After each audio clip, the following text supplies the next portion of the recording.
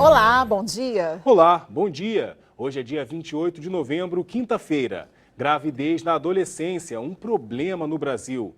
Sabe o que é Airsoft? O visual vai mostrar para você. Participe do Visual através do Facebook. O nosso endereço é facebook.com/Visual TV Brasil. E o Visual começa agora.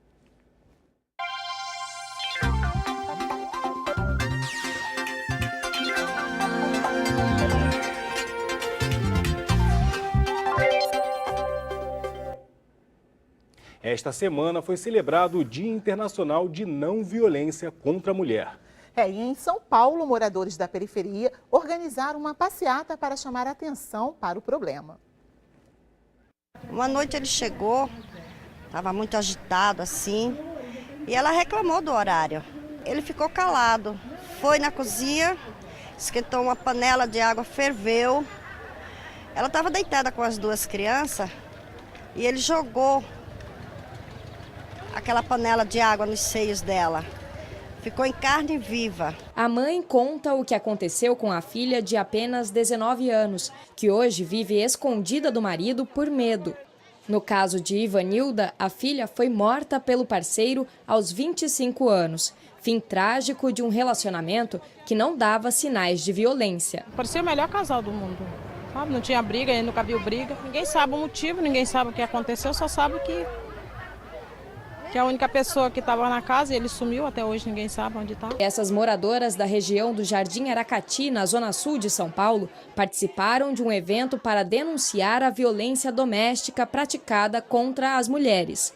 Antes de sair em passeata, organizada por uma associação que atende famílias do local, uma palestra alertou para o ciclo que começa com a primeira agressão física. Chega um período que já não existe mais essa fase da lua de mel, acontece só a agressão. Então isso vai se repetindo e por muitas vezes a vítima ela fica tão sensibilizada, que ela realmente acredita que ela é a culpada. Segundo dados do IPEA, entre os anos de 2009 e 2011, quase 17 mil mulheres morreram vítimas deste tipo de violência.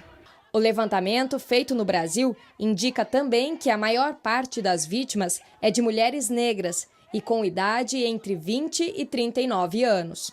Agente de saúde no bairro vizinho, Cidade Pava, Valéria ouve com frequência relatos de mulheres agredidas. Muitas mulheres elas se abrem com a gente e tudo, mas outras têm medo do parceiro. Ele começa a agredi-la e assim, ameaçando que se ela falar, piora. Micael, aos 15 anos de idade, mostra consciência e prega o respeito às mulheres. Homem é mais forte que mulher, mas mulheres tem que ser mais forte nesse momento e ter que denunciar. Não é só quem está passando por violência, é vizinho, é pessoas que estão no dia a dia com a pessoa que está sendo violentada. A cada ano, cerca de 20% das crianças que nascem no Brasil são filhas de jovens. E esse índice cresceu 150% em relação às últimas 2 décadas. Gabriel acabou de nascer de parto normal. A mãe Paola tem 18 anos. Apesar de estar feliz com o primeiro filho, ela conta que a gravidez não foi planejada. Minha mãe, ela me levava no ginecologista, ela falava para me usar camisinha, mas é porque adolescente, né? Eu fui irresponsável mesmo. Agora é a avó que se sente responsável pelo neto. É hora de cuidar, que a mãe não tem experiência. Tudo, muda tudo. Quase 17% dos bebês que nascem em Minas têm mães adolescentes com idades entre 10 e 19 anos, segundo a Secretaria de Saúde.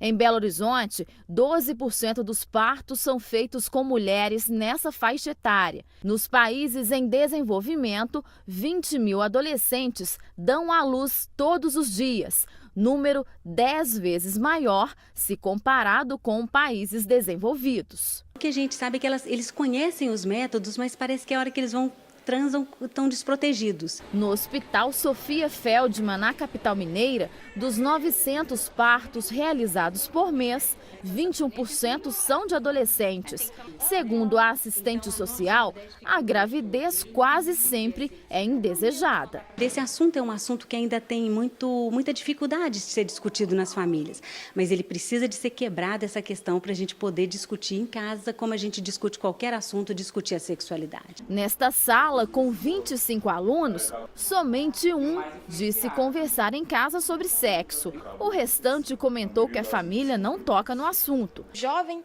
ele tem muita urgência. Eu acho que nem sempre o homem está preocupado com isso. Diz que é melhor fazer sem camisinha do que com. A gente está informando os pontos positivos, os pontos negativos e a escolha de cada um de nós. Então, o aluno tem que ter ciência que se ele tomar um caminho, ele vai ter uma consequência lá na frente. Se ele escolher o outro, também. Então, a gente mostra o que ele pode encontrar lá na frente.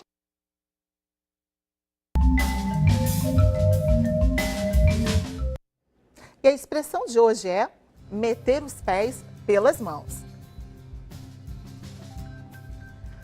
Bom, se falarem que você está metendo os pés pelas mãos, talvez você fique confuso. Afinal, ninguém pode colocar os pés dentro das mãos, não é mesmo? Mas preste atenção que a gente vai mostrar o que essa expressão quer dizer. Meter os pés pelas mãos. E aí, entendeu? Então, se alguém diz que você está metendo os pés pelas mãos, está querendo dizer que você está agindo desajeitadamente ou precipitadamente. E aí, quer aprender mais expressões? Mande sua sugestão que a gente interpreta aqui no Visual. Entra lá em facebook.com/Visual TV Brasil e deixe a expressão que você tem dúvida.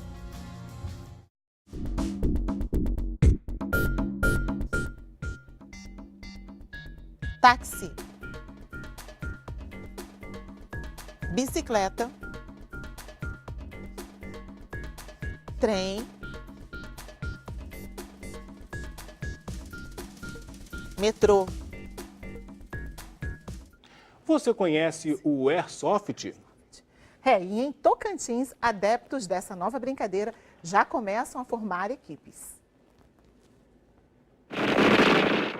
O que parece uma operação de guerra nada mais é do que um jogo, o Airsoft, esporte de origem japonesa que cresce em todo o mundo. Na capital, cerca de 35 pessoas já são adeptas da modalidade. As armas são réplicas idênticas que são utilizadas pelas Forças Armadas. A diferença aqui é a munição. São milhares de bolinhas plásticas que são disparadas de 600 a 900 vezes por minuto. E quanto à distância e a velocidade de disparo depende da arma. Como elas simulam armas reais, então eles se baseiam no que seria a realidade. Então, uma arma real que dispara muito rápido, a de Airsoft dispara mais rápido. Não tem uma quantidade fixa para cada, mas elas disparam em torno de 400 até 900 bolinhas por minuto, né? Depende da arma. Quanto à diferenciação dela para uma arma real, como são réplicas idênticas, inclusive o peso de algumas são pesos idênticos, fabricado pelo mesmo fabricante, às vezes, do que fabrica de verdade, elas têm por lei que ter a ponta pintada de laranja ou vermelho. Isso é obrigatório durante os jogos. Pessoa que chega aqui com a ponta que não está laranja ou vermelho, que às vezes quis cobrir para deixar a arma mais parecida de verdade, a gente não permite que a pessoa entre no jogo. O jogo simula missões de guerra, resgate e disputa entre grupos. Segundo alguns adeptos, o Airsoft pode ser entendido como a evolução do paintball. Mas como não há bolinhas de tinta, quem for atingido deve comunicar e sair do jogo. O cara tomou o tiro, o oponente ele tem que se levantar seu braço ou pegar uma fita vermelha que ele guarda no bolso, colocar na cabeça e sair avisando que está morto. A partir do momento que ele morreu, ele não fala mais nada. Se o companheiro dele falou onde é que o cara está, ele não pode falar onde é que o inimigo está alojado e não pode exercer nenhuma reação além de falar a palavra morto e sair do campo com a mão ou a arma levantada. As disputas são feitas em construções abandonadas, áreas livres e de mata. Pela semelhança das armas, das roupas e dos equipamentos utilizados, o grupo sempre avisa a polícia onde está jogando. O preço de cada arma pode variar de R$300 a R$5.000, mas para quem quer conhecer e participar do jogo, alguns adeptos já alugam as armas ou AEG, como também são conhecidas. Esta semana fez 20 anos da morte de um comediante que inspirou gerações, Grande Otelo.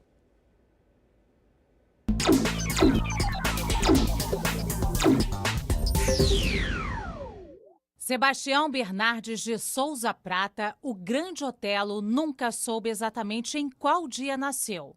Escolheu a data como sendo 18 de outubro de 1917. Era mineiro de Uberlândia. Desde cedo mostrava que tinha um quê de artista. Por um tostão, cantava para quem quisesse ouvir e pagar. Dizia que decidiu ser ator aos 8 anos quando assistiu ao filme O Garoto, de Charlie Chaplin. Nessa época, foi convidado para participar de uma peça apresentada por uma companhia de teatro mambembe que passava pela cidade. As responsáveis pelo grupo gostaram tanto dele que pediram à mãe do menino para adotá-lo. E o menino Sebastião foi entregue a elas de papel passado e levado para São Paulo. Foi uma criança inquieta, fugiu várias vezes de casa e acabou no juizado de menores. Foi adotado novamente, dessa vez pela família de um político influente na época. Mas isso não interrompeu a carreira artística. Fez teatro e mais de 100 filmes entre chanchadas, dramas e musicais. A estreia no cinema foi em 1935 com o filme Noites Cariocas, ao lado de Oscarito. Era o começo de uma das duplas cômicas mais famosas do cinema brasileiro. Em 1943, fez o Moleque Tião, de José Carlos Burle, num enredo inspirado na própria vida. Foi o ator principal da versão cinematográfica de Macunaíma, de Mário de Andrade. Grande Otelo compôs músicas, escreveu poemas e fez novelas. Em 26 de novembro de 93, morreu subitamente quando desembarcava no aeroporto Charles de Gaulle, em Paris, rumo a Nantes, onde seria homenageado. Os móveis estão bem empoeirados. Mais uma edição do Visual que termina. Mas a gente volta amanhã. Às 8 da manhã, no horário de Brasília. E participe, esperamos por você no nosso Facebook. Tchau, bom dia. Bom dia.